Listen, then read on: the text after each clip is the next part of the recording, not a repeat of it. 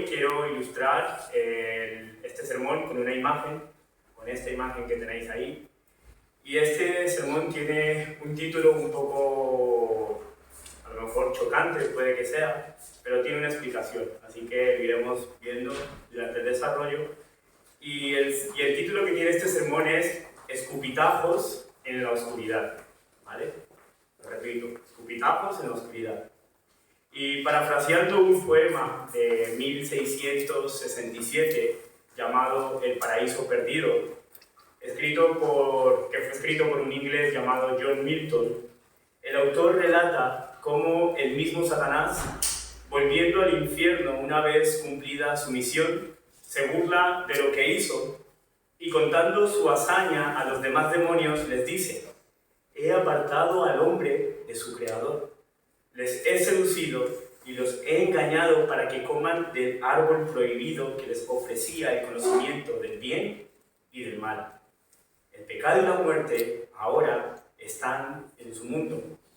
Pero dice el poema que para sorpresa de Satanás, en vez de ser aplaudidos por los suyos, como era de esperar, escuchó un conjunto de silbidos ensordecedores. Resulta que el resto de los demonios se habían transformado también en serpientes. Porque así como la maldición por la desobediencia del hombre afectó a toda la humanidad, la maldición también afectó a los cómplices del diablo. Y Adán y Eva, que eran sabios y santos, pero por encima de todo libres, en la escena final del poema, en el desafortunado desenlace, se ven obligados a abandonar el jardín paradisíaco. Y ambos, descritos por este autor como criaturas altas y erguidas, semejantes a dioses, vestidas con el natural honor de su desnuda majestad, en cuyos divinos semblantes resplandecía la gloriosa imagen de su creador, estos se fueron marchitando irremediablemente a medida que se apartaban del jardín. Desde entonces, y por causa de la desobediencia, la transgresión y el último término, el pecado, este mundo, de manera física y espiritual, se sigue degenerando y se sigue llenando de una completa oscuridad. Y por medio de este poema, basado obviamente en el relato de Génesis, os quiero recordar que las consecuencias de dicha decadencia nos siguen afligiendo hasta el día de hoy. Nuestros cuerpos, por mucho que este sistema intente decirnos lo contrario, nuestros cuerpos se degeneran, se envejecen, pierden fuerza, y cada día que pasa nos acercamos más a la muerte. Da igual que estemos sanos o que estemos enfermos. Pero en medio de esta muerte física que experimentamos día a día, hay una muerte que es mucho peor, y es la muerte espiritual. Y quiero señalar un evento milagroso de Jesús, obrado en la vida de un joven maldito, lleno de oscuridad física y espiritual, con la intención de que durante el desarrollo de este sermón, de alguna manera, cada uno en su corazón delante del Señor se pueda sentir identificado con lo que quiero traer esta tarde. Pero como de costumbre, iré dando saltos en el texto que voy a desarrollar, además que lo voy a leer en la versión del lenguaje actual. Y el capítulo 9 del Evangelio de Juan, empieza diciendo en el versículo 1 que cuando Jesús salió del templo, dice que pasando, vio por el camino a un joven que había nacido ciego. Os pongo en contexto. Jesús se encontraba casi al final de su vida ministerial, pero también de su vida terrenal. Y ya se había decretado un edicto contra él por parte de los principales fariseos que decía que todo aquel que proclamara a Jesús como el Mesías sería castigado por semejante blasfemia. Eran las fiestas del tabernáculo en Jerusalén, y no sé si John Milton tomó también como referencia para su poema justamente las palabras que en ese momento Jesús le dijo a los discípulos cuando les declaró serpientes, hijos del diablo. Pero lo cierto es que los líderes judíos que se encontraban en este lugar, después de oír esto, tomaron piedras para arrojárselas a Jesús. pero no pudieron hacerlo, porque en ese momento él salió del templo. Y es cuando sale del templo, es justamente después de esto, que él encuentra por el camino al joven ciego de nacimiento. Y hay tres detalles que quiero destacar rápidamente, que me parecen súper interesantes para que entendamos la profundidad de lo que hay aquí. Y lo primero que debemos saber es que la ceguera en el mundo bíblico no se reducía simplemente a un impedimento físico. Ser ciego te excluía de la sociedad y era señalado como una vergüenza. La ceguera fue considerada una maldición desde el punto de vista cultural, pero también desde el punto de vista religioso, donde quizás el afecto más frustrante no fue la incapacidad de autonomía propia, sino que dentro de la misma religión judía, una persona ciega quedaba destituida del estudio de la Torá y del sacerdocio. Esta incapacidad, como otras malformaciones físicas consideradas faltas sin remedio, señalaban que las personas que lo padecían eran señalados como indignos. Estos no podían presentarse ante el Santo de los Santos, puesto que la ley levítica indicaba lo siguiente, y voy a leer Levítico 21 del 16 al 22, que dice: no podrá ser mi sacerdote nadie que sea ciego, visco, cojo, manco, jorobado, enano o que esté deforme, que tenga alguna enfermedad en la piel o que tenga los testículos aplastados. Los que tengan alguno de estos defectos podrán comer de las mejores ofrendas que los israelitas me presentan, pero no podrán entrar más allá de la cortina del santuario, ni podrán acercarse a mi altar. Si lo hicieran, mi santuario quedaría impuro. Y en base a este texto, algunos manuscritos judíos consideraron la ceguera, además de una contaminación y una impureza, también algo que no solamente ensuciaba el templo, sino que de alguna manera manchaba el reino de Dios. Además de que dicha discapacidad añadía de por sí vergüenza y torpeza, dejando a los ciegos por su triste situación en el destierro, o sea, fuera del reino de Dios. Todo señala que fue Jesús quien, al salir del templo y vio y al ver a este joven ciego, se detuvo junto a él. Y el verso 2 dice que al detenerse, los discípulos le preguntaron: Maestro, ¿quién tiene la culpa de que este joven haya nacido ciego? ¿Fue por algo malo que hizo él o por algo malo que hicieron sus padres? Otras versiones dicen: ¿quién pecó, este o sus padres, para que haya nacido ciego?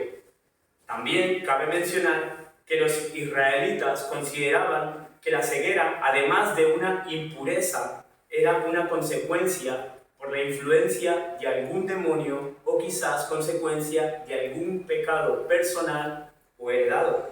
Por lo tanto, para los discípulos, si este joven era ciego de nacimiento por su culpa, sería porque pecó en el seno de su madre. Los rabinos llegaban a la conclusión de que esto era así. Además, existía la tendencia a relacionar cada pecado específico con un determinado problema, físico o lo que sea. Donde al parecer, bajo esta forma de pensar, a los discípulos, más que despertarles misericordia, el joven ciego, les resultó más bien un rompecabezas teológico, una especie de acertijo sin resolver. Maestro, ¿quién tiene la culpa?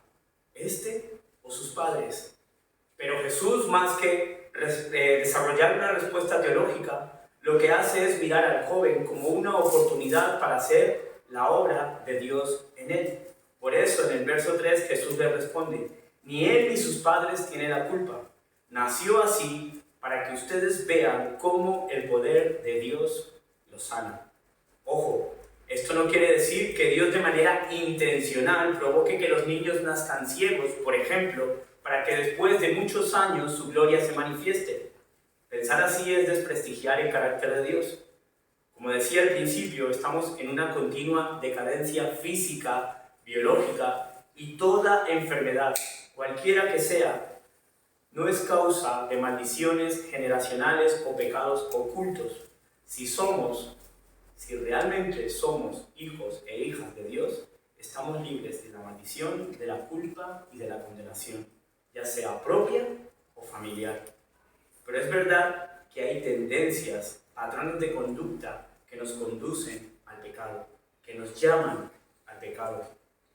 Lo que Jesús quiso decir con nació así, para que ustedes vean que el poder de Dios lo sana, es que este joven, aunque nació ciego y padeció su ceguera hasta la adultez, Dios en su poder anulaba su incapacidad de no ver, para que después de toda una vida de oscuridad y desprecio, este hombre viera la luz de la gloria de Dios en el rostro de Jesús, en el rostro de Cristo.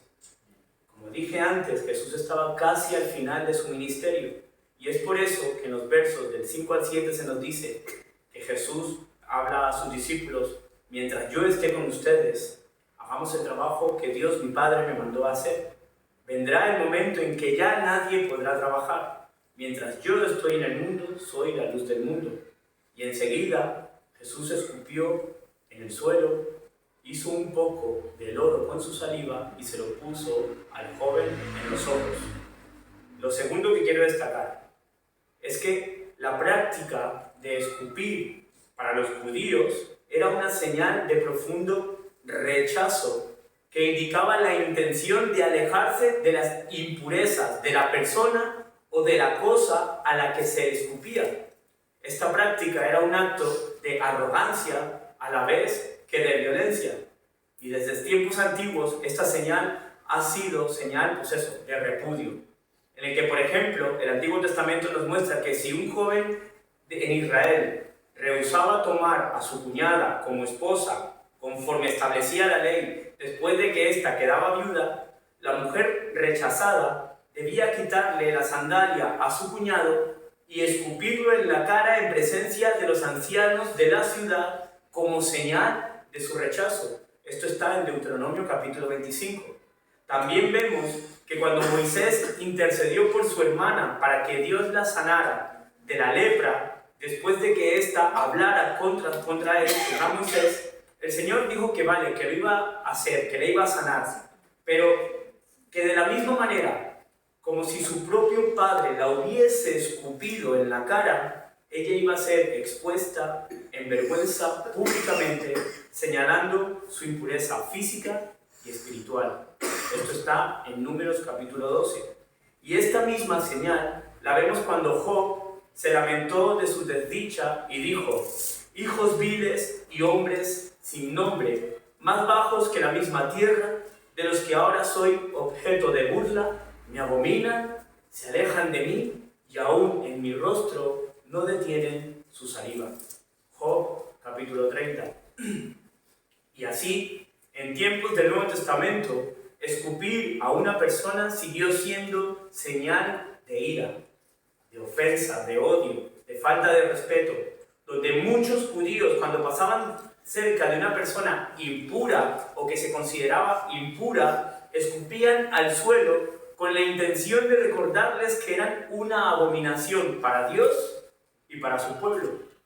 Y lo tercero y último de los detalles que quiero destacar es que de la condición de este joven es que, conforme a la cultura judía, cuando una persona discapacitada alcanzaba la edad de 13 años, muchos padres podían desheredar a sus hijos. El mismo relato nos señala en el versículo 8 que sus vecinos conocían a este joven como el ciego pordiosero, el hombre que se sentaba a mendigar. Entonces, con esto en mente, con estos tres detalles que acabo de destacar, si tenemos en cuenta que la ceguera era considerada una abominación, una impureza, y que además este joven estuvo desprotegido y desheredado por su familia, ¿pensáis que cuando la gente pasaba cerca de él no le escupían? ¿Pensáis que la gente a lo mejor no le escupía? Y que el sonido, y ahí del título, el sonido de los escupitajos en la oscuridad de su ceguera, no le recordaban en lo más profundo de su corazón y de su mente precisamente eso, su impedimento y su torpeza para acercarse al reino de Dios. Que el sonido de los escupitajos en su oscuridad le recordaban la incapacidad para ser instruido en la Torá y participar del templo. Le recordaban su malformación irreparable que le hacía aborrecible al altar. Le recordaba su imperfección física que le hacía indigno de presentarse ante el Santo de los Santos. Que le recordaba su posible pecado oculto, personal o heredado, da igual, pero que de alguna manera demostraba su impureza espiritual. O posiblemente le recordaba que podía estar poseído por un demonio y este demonio le había cerrado los ojos desde su nacimiento. ¿Pensáis que el sonido de los escupitajos en la oscuridad no le recordaban su condición maldita? ¿Que no le recordaban el rechazo y la vergüenza de su propia familia? Entonces, con esto en mente, entendiendo el contexto, mi pregunta es, ¿por qué escupió Jesús? ¿De verdad no había otra manera? ¿Acaso el Señor no sabía el significado de esta señal en su propio contexto? Él podía haberlo sanado de cualquier otra forma. Por ejemplo, sin mencionar palabra y simplemente tocando sus ojos. O pudo haber dicho ceguera, fuera. O tal vez sea la luz en tus ojos. No sé. Todos sabemos que Jesús realizó milagros de manera sobrenatural, con mano soberana, sin depender de ninguna norma o elemento específico. En este caso, la tierra. ¿Realmente necesitó Jesús escupir para sanarlo? El relato nos deja bien claro que sí. El versículo 6 y 7 dice: Jesús escupió en el suelo, hizo un poco de lodo con la saliva y se lo puso al joven en los ojos. Y le dijo: joven, ve a la piscina de Siloé y lávate los ojos. El ciego fue y se lavó, y cuando regresó ya podía ver.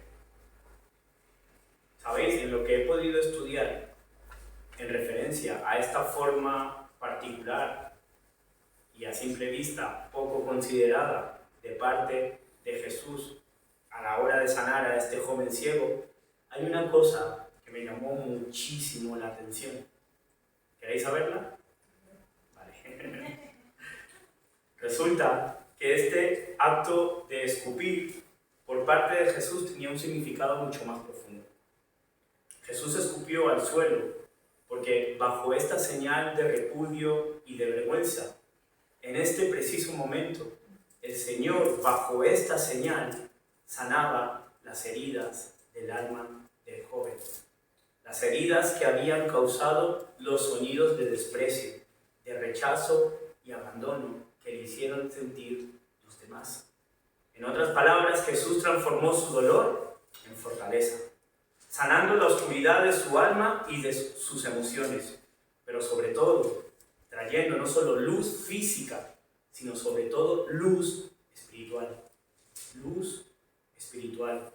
Y me encanta cómo es el Señor, porque este defectuoso varón judío, que desde su nacimiento se le prohibió por su impureza acercarse al altar de Dios, Dios se bajó de su altar, se le acercó y lo purificó. ¿Lo estáis entendiendo? Pero así como Jesús sanó a este ciego física y espiritualmente, también nos advierte al final del relato, en los versículos 39 y 41, lo siguiente. Y es Jesús hablando a los discípulos: les daré vista a los ciegos. Ojo, dice, y se las quitaré a los que creen ver bien.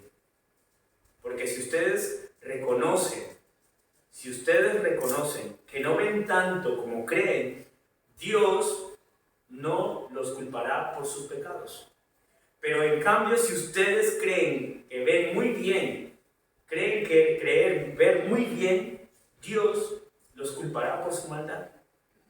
Y sabéis, muchos a día de hoy siguen ciegos, engañados por la serpiente, creyéndose que son conocedores absolutos del bien y del mal, donde Satanás, aun sabiendo que está perdido en su orgullo, se sigue burlando de lo que hizo, o sea, de haber apartado al hombre de su creador. No por nada las Escrituras también nos ponen en advertencia que el hombre natural, el que no se deja guiar por el Espíritu, no acepta las cosas del Espíritu de Dios, porque para él son necedad. Les suena ridículo, puesto que no las puede entender, ya que son cosas que se deben discernir, se deben examinar espiritualmente. Y esto está en 1 Corintios capítulo 2, versículo 14. Y también nos indica la palabra que la naturaleza pecaminosa desea hacer el mal, que es precisamente lo contrario de lo que quiere el Espíritu. Y el Espíritu nos da deseos que se oponen, que se confronta con lo que desea la naturaleza pecaminosa. Y dice que estas dos fuerzas luchan constantemente entre sí. Gálatas 5, 17. En otras palabras, en este mundo hay más ciegos espirituales que físicos. Gente con los ojos vendados, y a estos Dios los culpará por sus pecados, porque siguen siendo ciegos, creen que ven muy bien. ¿Conocéis el refrán que dice, no hay peor ciego que el que no quiere ver? La cuestión es, iglesia, ¿queremos seguir viviendo apartados de nuestro Creador? ¿Queremos seguir en nuestra necedad? ¿Queremos seguir caminando errantes en este mundo de oscuridad? Porque sabéis, Jesús quiere traernos su luz y darnos vista espiritual. Cristo quiere ser la luz que ilumina nuestra vida en medio de nuestra imperfección. Y ojo, nos quiere abrir las puertas, no para que entremos al templo de Dios, sino para que tú y yo seamos su templo. Y esto es muchísimo mejor, para que tú y yo seamos su templo. Un templo imperfecto, sí, empezando por este que está aquí, donde quizás seamos ciegos físicos, viscos, cojos, mancos, jorobados, enanos, con alguna deformidad o enfermedad, pero aún así somos templo santo. Imperfecto, pero santo. El Señor conoce nuestras heridas, pero también conoce nuestras heridas físicas, pero también conoce nuestras heridas ocultas, las secretas, las íntimas, las heridas de nuestra alma y de nuestro espíritu, aquellas que fueron causadas posiblemente por el rechazo, por el abandono, la soledad, la humillación, la vergüenza, la maldición.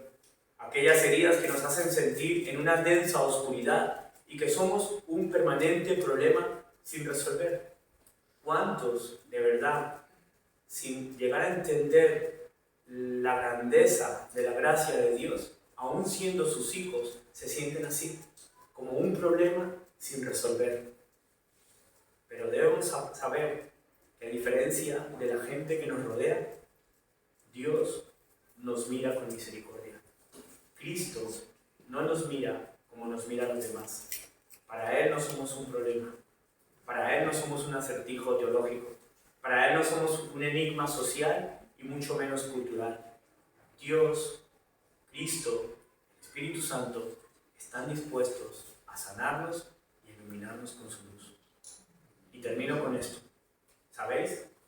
Curiosamente, Jesús de Nazaret, al final de su vida terrenal, cuando fue capturado por sus opresores, Él también escuchó el sonido de los escupitajos en la oscuridad. Escupitajos que le decían blasfemo, maldito, asqueroso. Jesús, sin poder ver, con los ojos cubiertos, fue escupido. Le dieron puñetazos y bofetadas, siendo esto el inicio del maltrato físico, emocional y espiritual que le llevó a morir en la cruz. Y esto está en Marcos 14, versículo 65. El Señor sabe y entiende el dolor de nuestra alma y conoce conoce nuestras heridas y quiere curarlas. La pregunta, vuelvo y repito, ¿queremos nosotros dejarnos curar por Él? ¿Queremos salir de la oscuridad? ¿Queremos ser su templo, imperfecto, pero su templo? Por eso, en medio de nuestra miseria, en medio de este proceso en el que estamos, no debemos perder de vista y recordar que llegará lo perfecto. Llegará lo perfecto. Lo que no se deteriora, lo que no se pudre, lo que no se degenera y no se enferma. Y mientras tanto, caminemos día a día mientras envejecemos. Es la mala noticia. Envejecemos. Y puede que algunos de nosotros muramos físicamente en el trayecto. Es inevitable. Pero estemos confiados en que, como se atrevió a ilustrar John Milton en su poema, llegará el momento en que en nuestros semblantes, resplandecerá la gloriosa imagen de nuestro Creador. Y seremos criaturas posiblemente altas y erguidas, con un cuerpo glorificado, semejantes a lo santo y a lo divino, donde todos tendremos supervista física y espiritual. Yo no estaré cojo, pero es que nadie lo estará. No habrá cojos, no habrán mancos ni jorobados, y lo mejor de todo es que no habrá enfermedad. No habrá enfermedad. Llegará el momento en que estaremos vestidos con el natural honor de nuestra otorgada dignidad, donde por fin nos convertiremos en un templo perfecto. Seremos perfectos, completos en Él. ¿Y sabéis por qué? Porque un día, en esta vida imperfecta, al igual que al joven ciego de nacimiento, el Señor nos vio por el camino, se nos acercó y nos sanó. Amén. Y lo mejor de todo es que nunca dejemos de decir: Señor Jesús, creo en ti, porque antes yo era ciego y ahora veo. Amén, iglesia. Señor Padre, gracias por tu palabra, Señor, por tu verdad. Gracias por tu luz, gracias porque tú eres la luz, porque tú eres la vida, Señor, porque tú eres la restauración, porque tú eres lo perfecto, lo completo, lo infinito, lo eterno, porque tú eres gracia, porque tú eres amor, tú eres bondad, misericordia. Gracias porque, Señor, tú no nos miras como nos miran los demás. Gracias porque en medio, Señor, de nuestras imperfecciones físicas, emocionales y también hasta espirituales, Dios, tú sigues obrando en nosotros. Señor, danos la capacidad de poder ser realmente conscientes de lo que implica, Señor, tu obra en nosotros, de permanecer, de confiar, de descansar, de corresponder, Señor, a eso que tú nos das, y de poder también, Señor, ser luz en medio de este mundo oscuro y poder traer luz, Señor, a mucha gente que nos rodea. Y gracias, Padre, por tu obra, y gracias por Cristo, y gracias